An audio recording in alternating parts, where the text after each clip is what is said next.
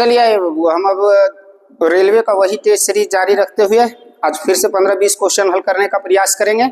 चलिए ये पहला क्वेश्चन हल करके देखते हैं हमारा पहला क्वेश्चन क्या कह रहा है। कहता है यदि 11 अंकों की एक संख्या है जो कितना है 88 P 55 40 85 के 6 कितना से विभाजित है 72 से। तो कह रहा है 3K और 2P का वैल्यू बता दीजिए जहां K equal to not P, मतलब K और P का वैल्यू समान आपको नहीं लेना है।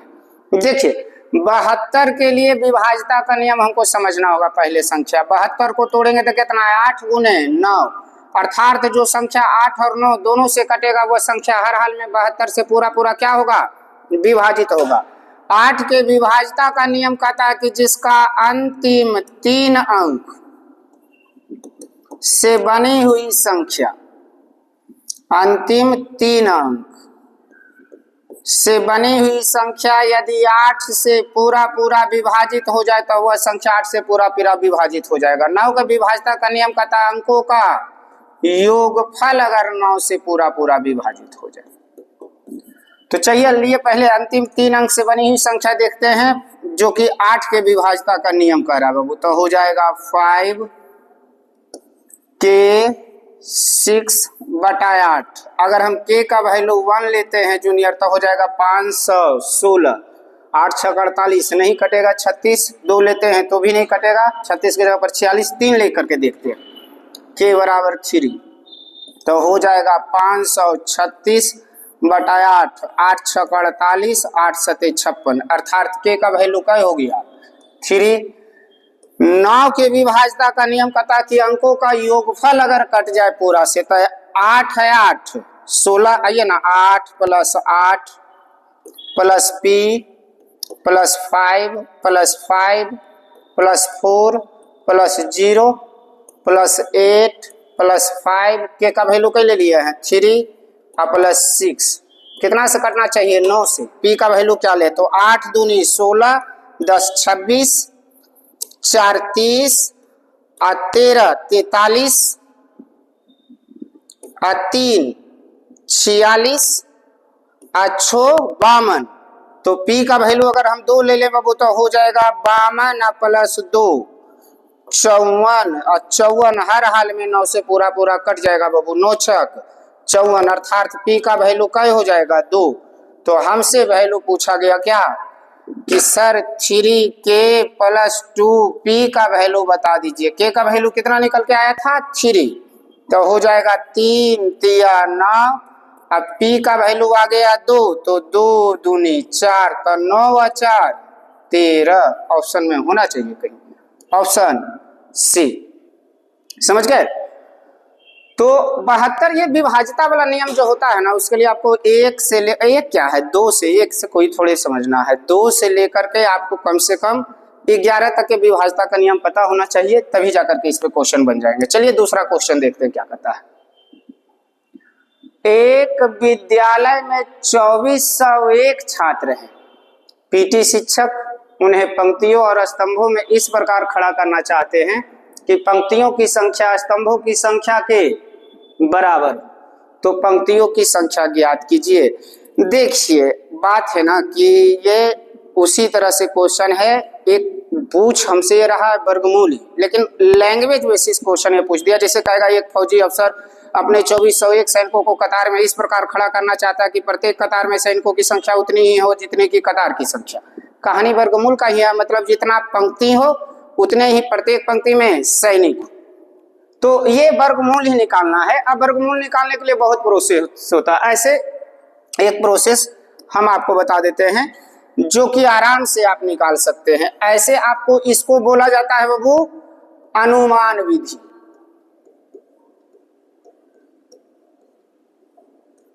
अनुमान विधि समझने पे, ना समझने पर यही विधि को हम लोग कहते हैं कौन सी विधि हनुमान विधि।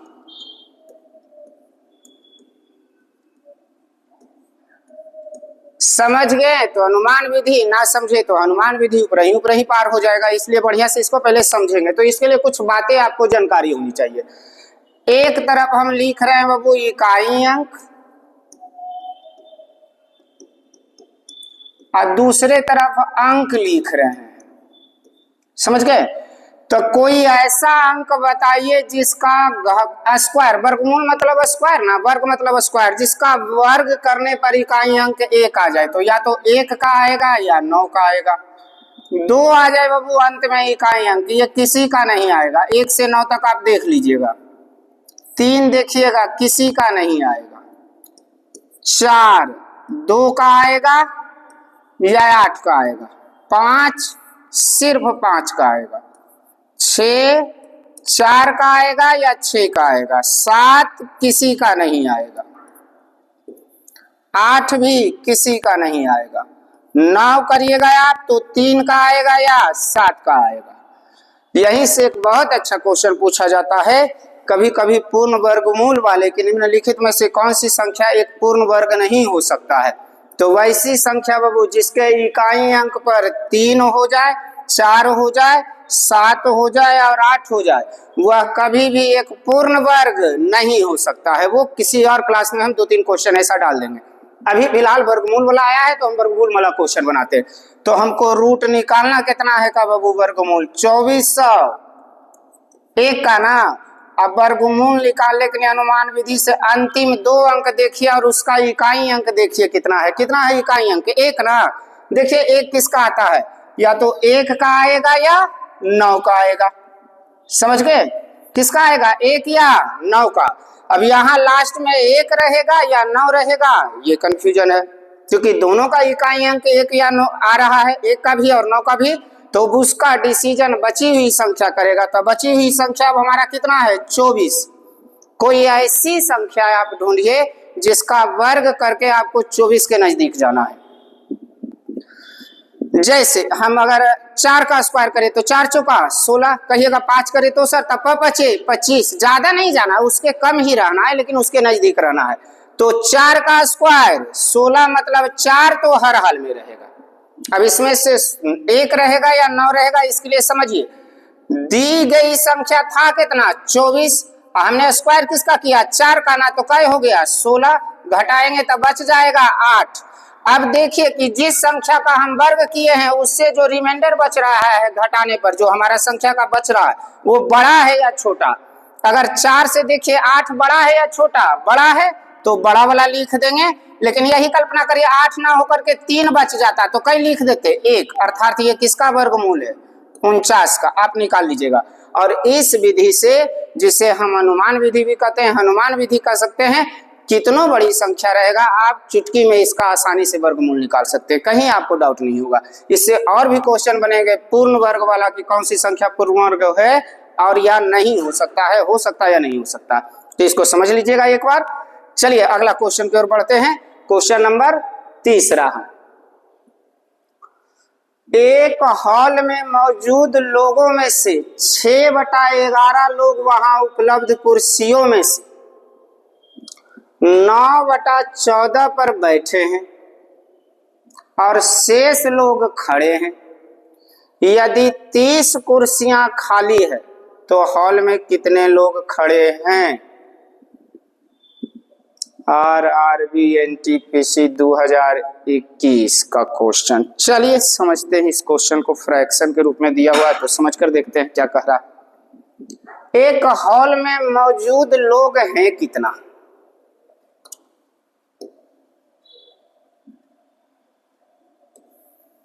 एक हॉल में टोटल 11 लोग मौजूद हैं। टोटल कितना लोग मौजूद है बाबू, 11। बैठे हुए कितना है, 6। तो बताइए खड़ा कितना है, 5। ये रेशियो निकला। ये किसका निकल रहा है, व्यक्ति की संख्या का। अब अगला कुर्सी की संख्या निकालते हैं। कुर्सी की संख्या ये भी दिया है फ्रैक्शन के रूप में। उपलब्ध कुर्सियों में से 9/14 पर बैठे हुए हैं। मतलब टोटल कुर्सी कितनी है? 14। ये एक क्वेश्चन नहीं है, जैसे आप एक क्वेश्चन में हल करने का प्रयास नहीं करिए, आसानी से आप दो भाग में डिवाइड करिएगा तो ये आसानी से आपका बन जाएगा। समझ रहे हैं? चलिए आते हैं इसको समझते हैं। टोटल 14, बैठे हुए हैं जितना कुर्सी पर वो कितना है? 9। तो बताइए खाली कितनी कुर्सी है बाबू? तो खाली कुर्सी आपका हो गया 14 में 9 गया 5, जबकि यहां कितनी कुर्सियां खाली है? 30 कुर्सियां। तो 30 का तुलना 5 से, बैठे हुए व्यक्तियों की संख्या निकाल रहे हैं, 30 का तुलना 5 से। अब बैठा हुआ कितना है? तो 9, तो 6 5 30, तो 6 9 54 कुर्सी पर बैठे हुए लोग हैं। 54 कुर्सी पर व्यक्ति क्या है? बैठे हुए हैं। यहाँ कितना बैठा हुआ था? क्योंकि व्यक्ति की संख्या पूछा, कितने लोग खड़े हैं ये पूछ रहा, टोटल नहीं पूछ रहा है, खड़ा वाला पूछ रहा है, ये पूछ रहा है।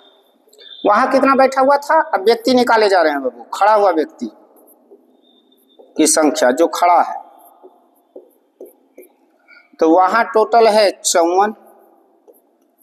तो 54, यहाँ कितना बैठल है? 6, खड़ा पूछ रहा है तो गुने 5, 9 6 54।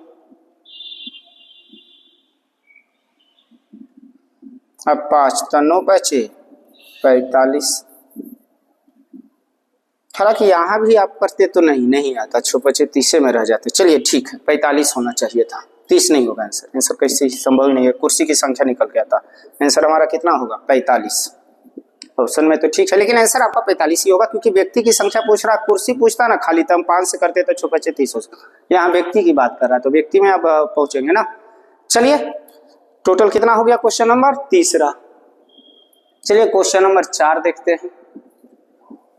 यदि 2 पे पावर 3 गुने 3 पे पावर 2 गुने 5 गुने 7 पे पावर 3 x का वैल्यू है, y का वैल्यू करा 2 पे पावर 3 गुने 3 पे पावर 5 3 पे पावर 3 गुने 5 पे पावर 2 गुने 7 पे पावर 2, z का वैल्यू इतना हो तो x y और z का महत्तम है। ये CF का क्वेश्चन है, इजी क्वेश्चन है, ग्रुप वाले क्वेश्चन दे दिया तो उससे कोई दिक्कत नहीं है। देखिए CF के लिए ना आप इसको आराम से समझ रहे होंगे। इसमें सबसे पहले HCF मतलब होता क्या है? Highest common factor. कहीं कहीं इसी HCF को बोला जाएगा GCD, ग्रेटेस्ट कॉमन डिवाइजर। समझ गए? HCF कहता है 2 या 2 से अधिक संख्याओं का महत्तम समावर्तक वह बड़ी से बड़ी संख्या होती है जो प्रश्न में दी गई प्रत्येक संख्या को पूरा पूरा विभाजित कर दे। जो प्रश्न में दी गई प्रत्येक संख्या को पूरा पूरा क्या करे? विभाजित कर दे। तो आइए हम यहाँ देखते हैं, जो प्रत्येक संख्या को पूरा विभाजित कर दे तो हाईएस्ट कॉमन फैक्टर जो सब में कॉमन होगा। तो कॉमन देखो तो सब में जूनियर 2 सब में है, 3 सब में है, 5 सब में है, 7 सब में है। देखिए ना 2 भी सब में है, यहाँ भी 3 भी है, 5 भी है और 7 भी है। ये तो इजी क्वेश्चन हो गया। फिर चलिए HCF निकाले जा रहे हैं हम, इसका उतना लिखते नहीं रहेंगे। आइए तो 2 गुने 3 गुने 5 और गुने 7। HCF पूछे तो मिनिमम घात बैठाइए, LCM पूछते तो मैक्सिमम घात बैठाइए। समझ गए? जब ग्रुप वाले क्वेश्चन रहे तब। 2 पे देखिए मिनिमम कितना घात है, तो 2 पे मिनिमम घात है 3, 3 पे कुछ नहीं है तो 1 है कम से कम घात। चलिए ठीक है। 5 पे भी देख लीजिए कुछ नहीं है यहाँ, और 7 पे भी कुछ नहीं है, तो 2 का क्यू 8 गुने 3 गुने 5 और गुने 7, तो हो गया 8 5 40 और 7 या 21 गुना कर देंगे तो 21 चौका 84, अर्थात हमारा हो जाएगा आंसर 840, ऑप्शन बी। ये तो HCF LCM का आपका स्टेज 2 का क्वेश्चन है, जो पढ़ते हैं आराम से थ्योरी वाले क्लास। तो ये कौन सा क्वेश्चन डाल दिया गया है? 1.5-2 किलोमीटर वाला। एक शैक्षणिक संस्थान द्वारा एक सम्मेलन का आयोजन किया जा रहा है जहां प्रतिभागी विभिन्न विषयों के शिक्षक होंगे। भौतिक विज्ञान, रसायन विज्ञान और गणित में प्रतिभागियों की संख्या क्रमशः 112, 144 और 192 है। प्रत्येक कमरे में समान संख्या में प्रतिभागियों को बैठाना है और एक कमरे में बैठे सभी प्रतिभागियों को एक ही विषय का शिक्षक होना चाहिए। अच्छा, आयोजन के लिए आवश्यक कमरों की संख्या क्या होगी?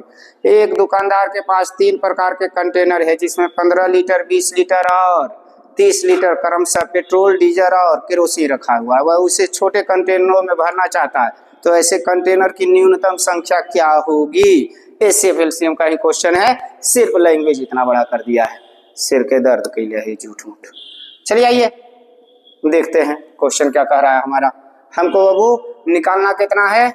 112, 1 मिनट यहां से लिखते हैं, 112, 144 और 192 का क्या निकालना है? HCF, इसका निकालना है बाबू हमको HCF। HCF निकालने के लिए ना आप एक काम करिए, दो गो का डिफरेंस देखिए जो मिनिमम वैल्यू वाला है, बड़ा वाला से कोई मतलब नहीं है रखिएगा, तो डिफरेंस आपका हो जाएगा 32 का। 32 से कटेगा? बिल्कुल नहीं कटेगा। तो 32 किससे कटेगा? 16, 16 सत्ते 72 से 16 44 से 16 दहे 107 और 16 दूनी 32 कट जाएगा बाबू। आइए, मतलब हमारा एलसीएम का हो गया इसका एचसीएफ 16। 16 से आप भाग दीजिएगा ना तो 16 50 16 50 80 16 16 सत्ते 72 से 7 बार में, 16 44 से 12 बार में बाबू, क्योंकि 16 दहे 160। समझ गए? तो टोटल संख्या पूछ रहा था ना जूनियर कि कितना होगा डिब्बों की या उस कमरों की संख्या, तो हो जाएगा 7 + 9। नहीं समझ रहे हैं? चलिए आइए, 112 फिजिक्स वाला है ना, तो इसके लिए 16 16 बुतरू बैठावेंगे। 144 कौची के है? रसायन का है, रसायन का, इसको भी 16 16 को बैठावेंगे प्रत्येक कमरा में। 192 गो है, 192। तो देखिए इसके लिए हमको कई कमरा चाहिए? 16 सत्ते 72 से 7 कमरा, इसके लिए 9 कमरा और इसके लिए चाहिए 12 कमरा। तो टोटल हमको चाहिए 12 9 21 और 7 28 कमरा हमको चाहिए। तो सब अलग अलग विषय वाला अलग अलग कमरा में बैठेगा, कोई भी मिक्स नहीं होगा। 28 से, हाँ, ऑप्शन डी। चलिए क्वेश्चन नंबर अब देखते हैं हम 6। यदि किसी भिन्न के अंश को 80% और हर को 60% घटा दिया जाए तो प्राप्त भिन्न 5/6 के बराबर होती है, तो मूल भिन्न क्या है? फ्रैक्शन। फ्रैक्शन का ठीक ठाक से क्वेश्चन है, मिला जुला के बेसिक फर्स्ट टाइप का क्वेश्चन है आपका। मूल भिन्न पूछ रहा है बाबू, इसलिए मूल भिन्न हम मान लेंगे क्या? x/y। मूल भिन्न x/y। भिन्न के अंश को 80% से और हर को 60% से घटा दे। 80% मतलब 20, यहाँ 60% मतलब 40% लगाइएगा, कट जाएगा, कोई दिक्कत नहीं है। तब जाकर के भिन्न हो जाता है 5/6। बी दूनी 40 और दूतिया 6, अर्थात मूल भिन्न हमारा हो जाएगा 5/3। Option C. समझ गए? तो ये तो बेसिक क्वेश्चन था, आप लोग समझ ही रहे होंगे इसको। चलिए अगला क्वेश्चन देखते हैं। राहुल को 4 विषयों की परीक्षा देनी थी। पहले 3 विषय में से प्रत्येक का पूर्णांक 50 था, जिनमें राहुल ने औसतन 60% अंक प्राप्त किए। चौथे और अंतिम विषय में राहुल ने 54 अंक प्राप्त किया और उसके कुल प्राप्तांक का प्रतिशत 64% हो गया। चौथे विषय के लिए पूर्णांक कितना था? मतलब वो चौथा जो विषय दिया वो कुल कितने भी नंबर का था, ऐसा करा। चलिए क्वेश्चन को देखते हैं।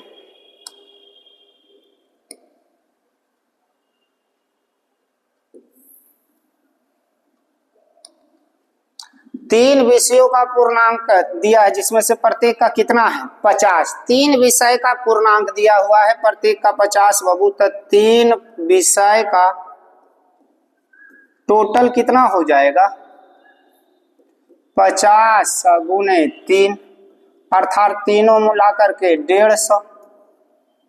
150 लाया है ना। अति 150 है जिसमें लाया है 60%, अर्थात उसने प्राप्त कितना किया?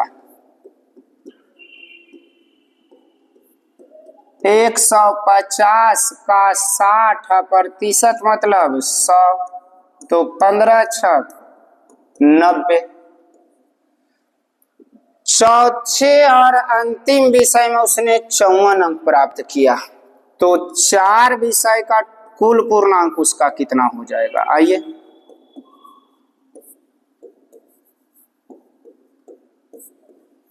कुल पूर्णांक लैंग्वेज वाले क्वेश्चन है, थोड़ा सा लिख देते हैं ताकि आप समझ जाइए। 90 + 54 अर्थात 9 × 14 144।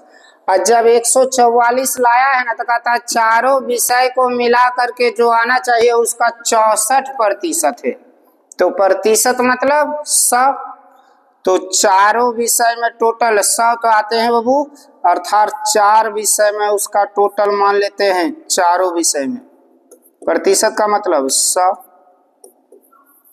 और लाया कितना है, प्राप्त किया है 44। आइए ना चारों विषय का प्राप्तांक निकालते, उतना कितना लैंग्वेज लिखते रहेंगे, परेशान हो जाइएगा।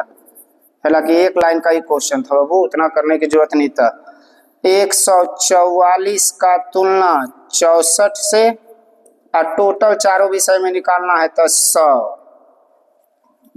कटेगा। 16 चौका 64 और 16 44 से 25 चौका 100, अर्थात चारों विषय मिला करके 25 2 25 225 है, अर्थात 4 विषय का अंक जोड़ते हैं तो 225 नंबर का है, जिसमें से 3 विषय का कितना है 150, तो चौथा का नहीं निकल जाएगा बाबू, तो चौथा विषय का प्राप्तांक हो जाएगा बाबू आपका 225 में घटा दीजिए 150, 7 5 12 अर्थात टोटल 75। क्या लैंग्वेज किया है क्वेश्चन में, खाली सिर के दर्द। 75, चलिए ठीक ही है मिला जुला के। क्वेश्चन नंबर आपका कितना हो गया 7। इसको और छोटा भी बना सकते थे, 3 विषय का 150 ऐसे करके, तो 50 × 3 बराबर 150 का 60%, तो 15 छक 90 और प्लस चौथा में 54 लाया, जोड़ करके 144। 144 का तुलना 60 से प्रतिशत मतलब 100, अच्छा 64 है ना साल, 16 चौका 64, 16 44 से 25 चौका 100, 25 2 25, चौथे विषय में तो 150 घटा दीजिए, निकल जाएगा कितना 75। काहे को लैंग्वेज लिखते रहिएगा, अब समझने के लिए कभी कभी क्या होता है ना, बहुत सारा सेंटेंस या कहिए एक तरह से भाषा लैंग्वेज लिखना पड़ता है, क्योंकि आप बात है ना कि आप ऑनलाइन देख रहे हैं तो डाउट रहेगा, तो फिर लगेगा कि ये तो क्वेश्चन समझ में नहीं आया, इसलिए कई बार आपको डिटेल में समझाना पड़ता है। चलिए क्वेश्चन नंबर देखते हैं 8। x और y अनुक्रमानुपाती है। जब x बराबर 37 है तो y बराबर 92.5 होता है। जब x का मान 16 हो तो y का मान क्या हो? रेशियो में, टाइम एंड डिस्टेंस में और प्रोपोर्शन में कुछ क्वेश्चन ऐसे मिल जाते हैं जो वेरिएशन के नाम से जाना जाता है। वेरिएशन मतलब कहता है परिवर्तन या रूपांतरण।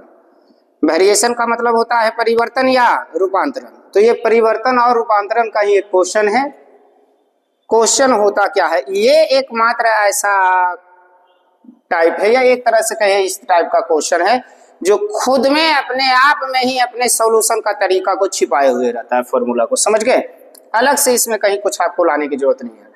कह रहा है x अनुक्रमानुपाती है y का, x बराबर हटा दीजिए समानुपाती का चिन्ह तो कांस्टेंट हो जाएगा y, तो k बराबर हो जाएगा बाबू x बटा y, अर्थात k का वैल्यू x बटा y है तो x बटा y बराबर k भी तो लिख सकते हैं ना, अर्थात हम इतना लिख सकते हैं k के जगह पर फॉर्मूला हो जाएगा हमारा x बटा y, किसका वैल्यू k का लिखे और बराबर में तो था ही x बटा y, अर्थात जो कांस्टेंट वैल्यू आएगा ना उसी को आप दोनों तरफ लिख दीजिएगा, उसी को कहते हैं वेरिएशन या रूपांतरण।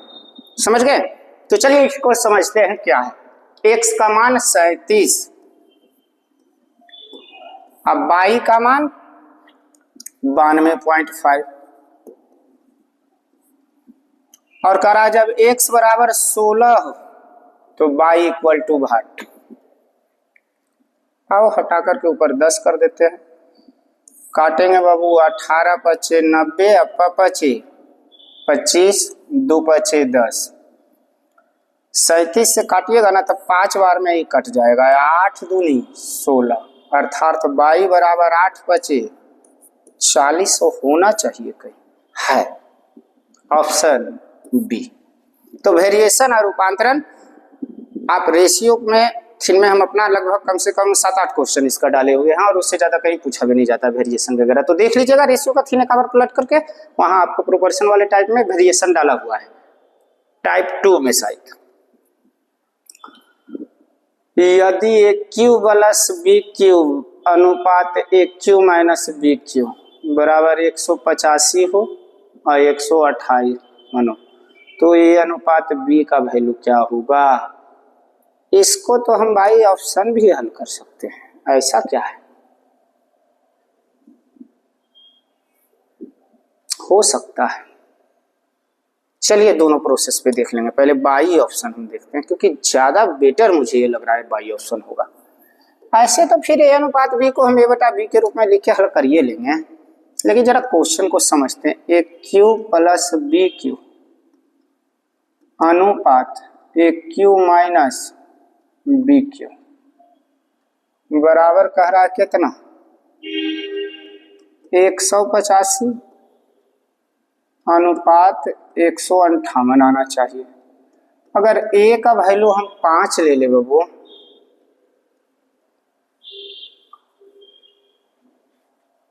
अब बी का वैल्यू 4, तब 5 का क्यू हो जाएगा जूनियर 125 और 4 का क्यू 64, 5 का क्यू 125 और 4 का क्यू 64। ए बराबर 5 लिए हैं बाई ऑप्शन, अब बी बराबर 4। किस प्रोसेस पे? By option. नहीं होगा तो फिर सोचेंगे क्या है, डरना किस बात का, ऐसा थोड़े है कि नहीं बनेगा। यहाँ सीखना तरीके समझने हैं, नहीं बनेगा तो फिर तो तुम यहीं बेसिक से कहाँ जाओगे, उस पर तो बनना ही बनना है, कोई हटा नहीं रहा। तो यहाँ अगर हम जोड़ देना तो मेरे ख्याल से 5 4 9 है ना, 5 का क्यूब 25 ही ना, तो यहाँ हो जाएगा 9 6 2 8 189, जबकि वहां है 185 158। 10 का क्यू करेगा तो ऐसी ज्यादा हो जाएगा, 7 का क्यू 343, वो भी ज्यादा बड़ा हो रहा है। तो रेशनल वैल्यू है, नहीं हो रहा है प्रूफ ना।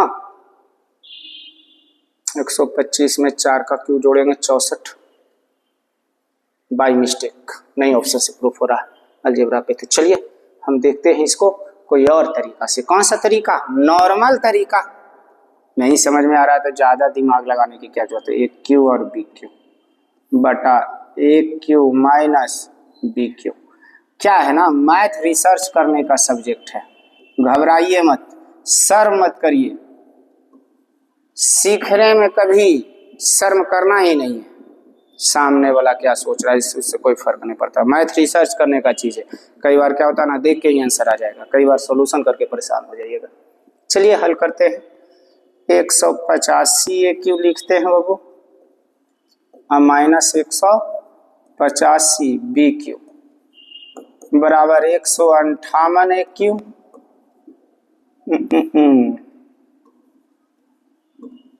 माइनस 185 नहीं 158 माइनस कहाँ, प्लस ना, क्रॉस में जा रहे हैं ना, बी क्यू। चलिए घटाते हैं तो 185 में 15 में 8 गया 7 15 क्या हो गया 16 चलिए ना घटाते हैं वो।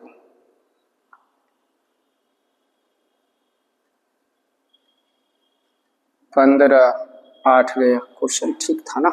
चलिए 8 7 15, 17 में 15 गया 2, ठीक तो लग रहा है क्वेश्चन, बेकार ही इतना हम नर्वस हो रहे हैं। चलिए आइए इधर देखते हैं। 8 5 13 3, 8 5 13, 1 14 4, 1 1 2, 243 बी क्यू, हाँ बन जाएगा।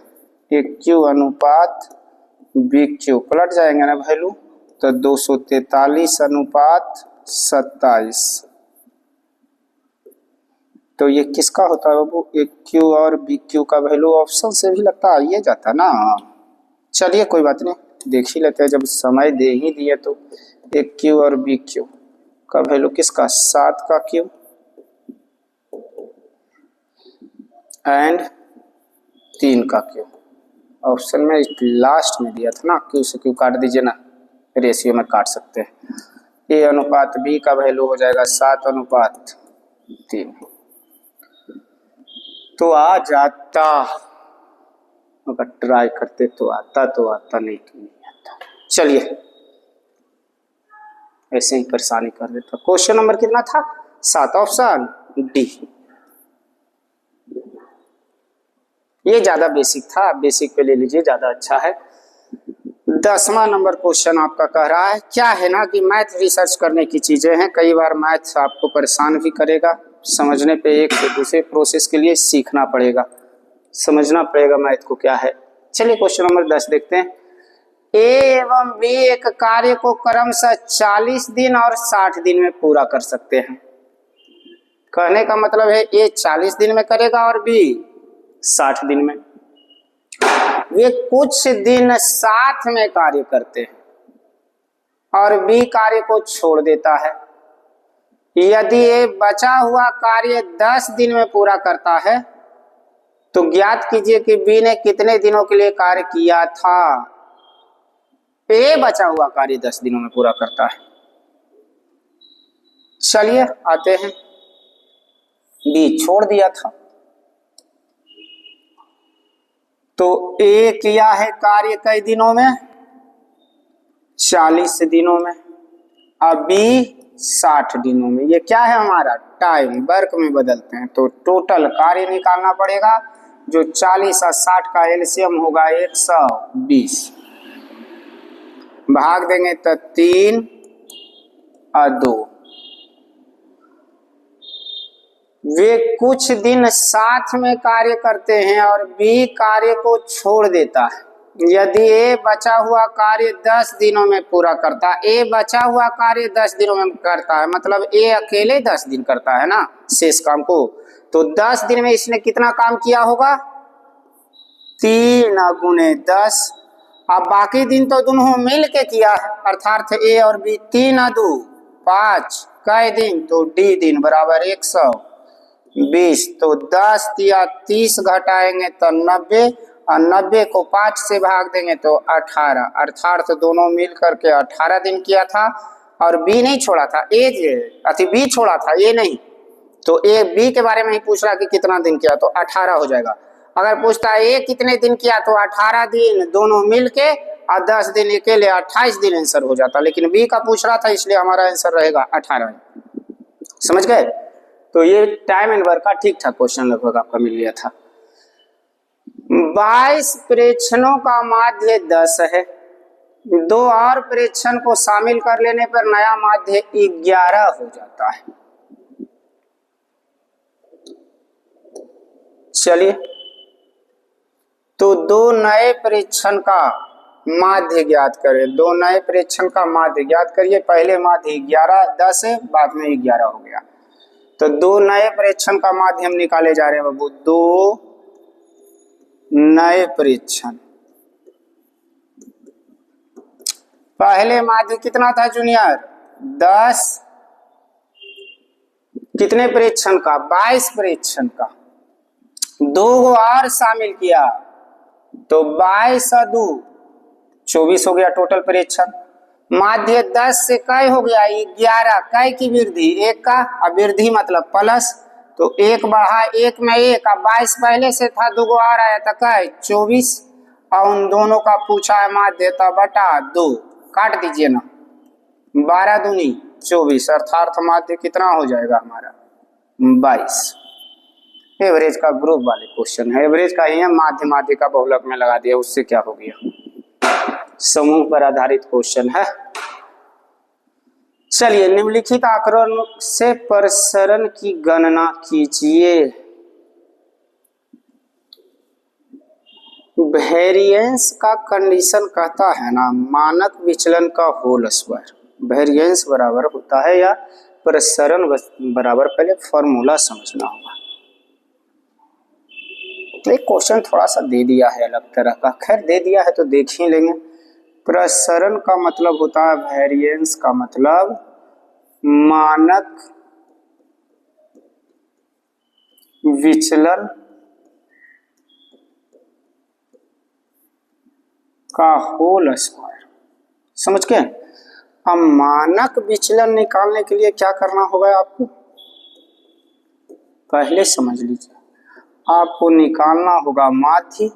अब माध्य को डिनोट करते हैं m से बाबू, जहां हो जाएगा m माइनस a का whole square plus m minus b का whole square plus dot dot यहाँ तक m minus a, number of terms जितना रहे उसका होल स्क्वायर। अब बटा नंबर ऑफ टर्म्स, टोटल संख्या, नंबर ऑफ टर्म्स आप इसको कह सकते हैं टोटल संख्या,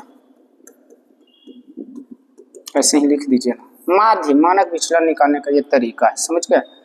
चलिए इधर आते हैं। तो पहले तो मानक विचलन निकालने के लिए हमको माध्य निकालना होगा, क्योंकि माध्य निकल जाएगा तो आराम से, और माध्य का था योगफल बटा संख्या।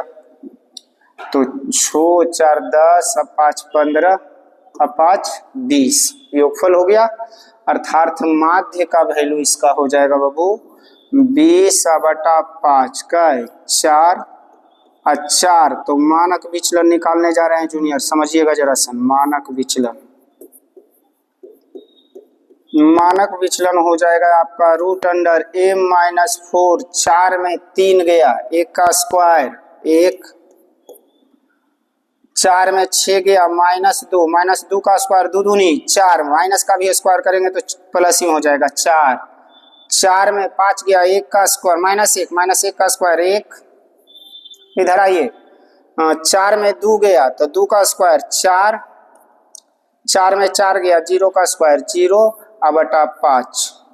तो आइए जोड़ते हैं इसको, 4 4 8 और 2 10 अब बटा 5, तब 5 दूनी 10 2 अर्थात रूट 2 आ गया। तो हमको निकालना था प्रसरण, तो प्रसरण का था मानक विचलन का होल स्क्वायर मतलब रूट 2 का होल स्क्वायर। तो रूट 2 का होल स्क्वायर क्या हो जाएगा 2, ऑप्शन सी। 4 आया था, 4 में 1 गया 1 का स्क्वायर 1, 4 में 6 गया 2 का स्क्वायर 4, 4 में 5 गया माइनस 1 का स्क्वायर 1, 4 में 2 गया 2 का स्क्वायर 4, 4 में 4 गया 0। ठीक है, जोड़कर 4 4 8 और 2 10 बटा 5 2 रूट 2 का स्क्वायर। ठीक है, तो ये कंडीशन होता है, इसको आप समझ लीजिएगा ठीक से, आपका आ जाएगा, समझ गए। चलिए अगला क्वेश्चन बढ़ते हैं। यदि एक जनसंख्या का मानक विचलन 9.5 है तो इसका प्रसरण क्या होगा। सेम ही क्वेश्चन है, ये तो इजी कर दिया है, खुद ही मानक विचलन दे दिया है। अब प्रसरण हम अभी पढ़े हैं मानक विचलन का होल स्क्वायर, तो इसमें कौन सा दिक्कत है।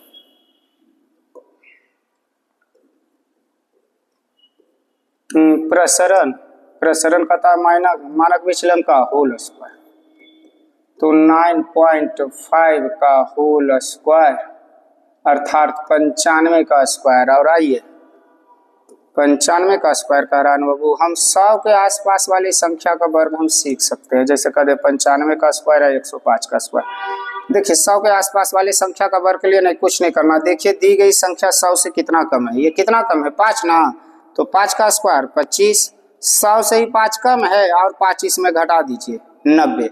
ये 5 से ज्यादा है 25, 5 ज्यादा ना है 5 और जोड़ दीजिए 110।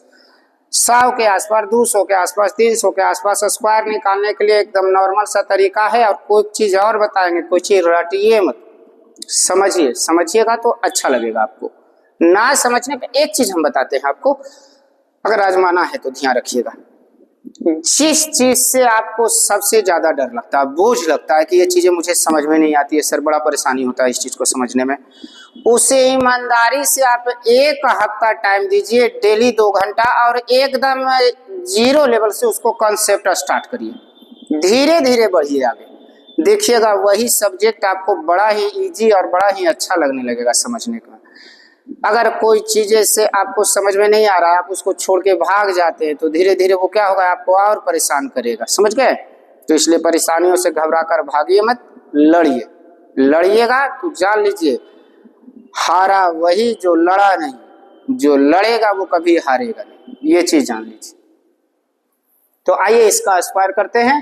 95 का स्क्वायर 25, 2 अंक के बाद दशमलव, 5 और घटा देंगे तो 90, अर्थात 90 25 हो जाएगा इसका। Option B 13 number. Question number अगला देखते हैं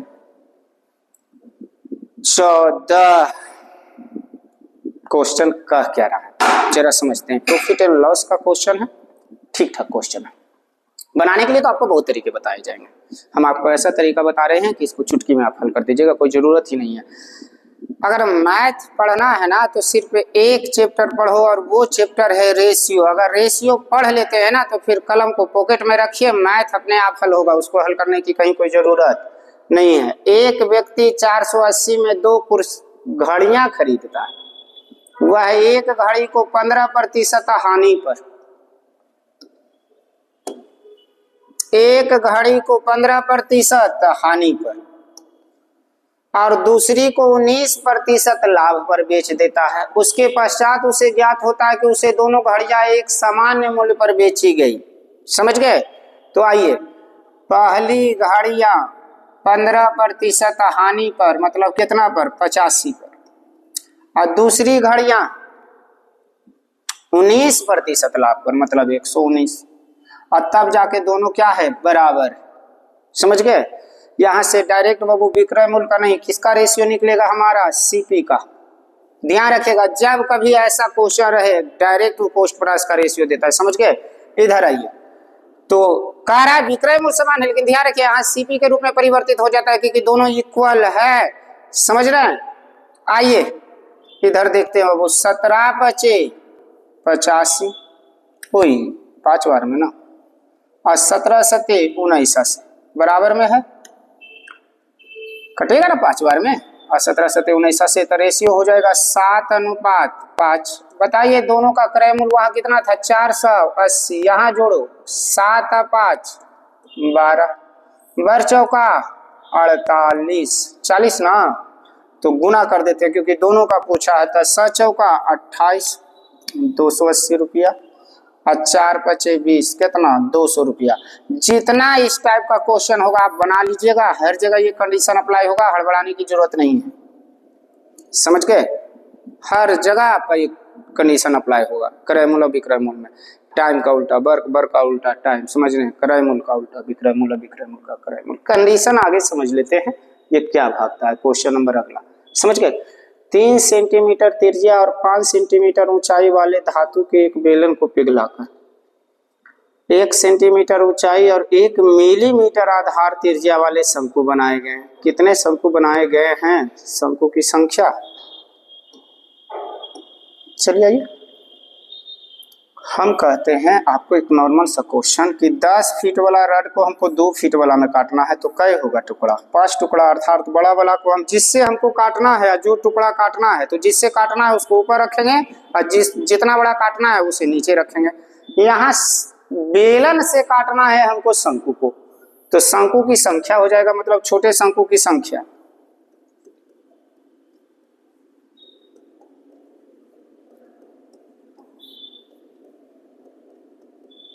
बेलन का आयतन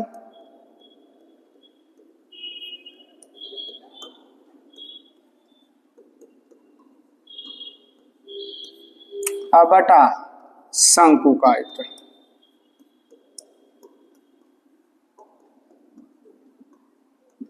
तो चलिए बेलन का आयतन हो जाता है बाबू पाई R1 का स्क्वायर और H1 मान लेंगे। यहाँ हो जाएगा जूनियर 1/3 पाई R2 का स्क्वायर गुने H2। क्यों? क्योंकि पाई से पाई हम काटने जा रहे हैं, R1 और H1 नहीं मानेंगे तो आप उसको भी काट दीजिएगा, कहिएगा सर वन की जरूरत नहीं है, कोई 1/3 आगे लो या 3/1 ऊपर, मैटर ही गड़बड़ा जाएगा। इसलिए हमने अलग अलग वैल्यू मान लिया क्योंकि अलग अलग दिया हुआ है।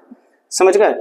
R1 का वैल्यू वहां दिया हुआ 3 सेंटीमीटर त्रिज्या, तो 3 का स्क्वायर आप कर सकते हैं 9, ऐसा करते हैं 3 गुने 3 ही कर देते हैं। H भी दिया हुआ है 5 सेंटीमीटर। यहाँ ये 1/3 था तो 3 को ऊपर लेके चल जाते हैं बाबू। त्रिज्या 1 मिलीमीटर दिया हुआ, 1/3 था, 3 ऊपर गया ना, 1 मिलीमीटर को सेंटीमीटर में बदलने के लिए 10 से भाग, यहाँ भी 1/10, क्योंकि R स्क्वायर है तो 1 गुने 1 R स्क्वायर 2 बार हो जाएगा। और ऊंचाई दे ले है 1 सेंटीमीटर, सेंटीमीटर में तो है ही, ये दर्द है कि कहाँ चल जाएगा ऊपर, तो हो जाएगा 3 तिया 9, 5 तिया 15 और दर्द है कि 100 ऊपर और नीचे हो जाएगा 1 बाबू, तो 15 नमा 35 से और इस पे डबल 0 अर्थात 13,500 शंकु काटे जाएंगे, है ऑप्शन ए। समझ गए? तो 15 क्वेश्चन आपका लगभग हल हो चुका है। चलिए खत्म हो गया। ये 15 क्वेश्चन ही आज डाले थे इस स्लाइड में, अगले में हम प्रयास करेंगे फिर से एनटीपीसी का 15 से 20 क्वेश्चन हल करने का। देखिए हमें एक चीज आपको जरूर कहेंगे, हड़बड़ाइए मत, एग्जाम होने में अभी समय है, रेस हमेशा याद रखिएगा, कछुआ जीता है खरगोश नहीं। और एक चीज और हम बताते हैं, पढ़ाई में हड़बड़ाहट और अकबकाहट नहीं चलेगा। जब कभी आपको समय मिले एक एक सेट आराम से देखते जाइए, हम लगभग कम से कम 100 से 150 सेट जरूर हल करवा देंगे एनटीपीसी का। समय दीजिए, 1 घंटा डेली खुद को प्रयास करिए सीखने का। कोशिश हम करते हैं जितना बेसिक हो उतना बेसिक से हम उठाएं, ऐसा हम नहीं प्रयास करते हैं कि सिर्फ सॉल्यूशन करके आंसर लाके चले जाए। किस तरीके से आ रहे हैं वही हम प्रयास करते हैं। चलिए ज़्यादा समय नहीं लेंगे आपका भी और हम अपना भी थोड़ा सा, क्योंकि समय का बहुत ही ज़्यादा महत्व है। तो चलिए रहने दीजिए आज के लिए इतना ही। अगला हम प्रयास करते हैं फिर से जितना जल्दी हो सेट डालने का। थोड़ा लेट हो तो हड़बड़ाइएगा नहीं, क्योंकि थोड़ा सा समय नहीं मिल पाता है, इसलिए हम सेट नहीं जल्दी अपलोड कर पा रहे हैं। जब भी हमको समय मिलेगा हम प्रयास करेंगे कि जितना जल्दी आपका सेट डाल दें। अभी थोड़ा सा ट्राई करिए, कोशिश करिए जितना आपको संभव है। एक चीज़ और ध्यान रखिएगा, 1-2 क्वेश्चन ऐसा नहीं है कि देखे फिर खत्म कर दिया, हटा दिए, उससे नहीं समझ में आएगा। क्वेश्चन का कंटेंट समझिए। सबसे पहले हम नंबर सिस्टम को ऐड करते हैं, फिर कॉमर्शियल को उठाते हैं, उसके बाद धीरे धीरे एडवांस में एंट्री लेते हैं। तो धीरे धीरे आपको हर तरह का क्वेश्चन मिलेगा, नंबर सिस्टम से लेकर के कॉमर्शियल से लेकर एडवांस तक। और मैथ को तो थोड़ा सा समझना पड़ेगा, समय देना पड़ेगा। विशेष क्या बोले, आप लोग एक चीज़ जान लीजिए, कंपटीशन में आए हैं बाबू तो समझना होगा खुद ही को आपको कि मुझे क्या करना है नहीं करना है। दिखावा के लिए बंद करिए। और एक चीज़ और कहेंगे, शोर मचाना बंद करिए। समुद्र कभी शोर नहीं मचाता है, सामने वाला क्या रिएक्ट कर रहा है उससे कोई फर्क नहीं पड़ेगा। आप अपने आप को कितना समय दे रहे हैं उससे आपके लाइफ में परिवर्तन होगा। आप समय दीजिए खुद को और सीखने का प्रयास करिए। चलिए रहने दीजिए आज के लिए, तो आज की सेवा समाप्त करते हैं।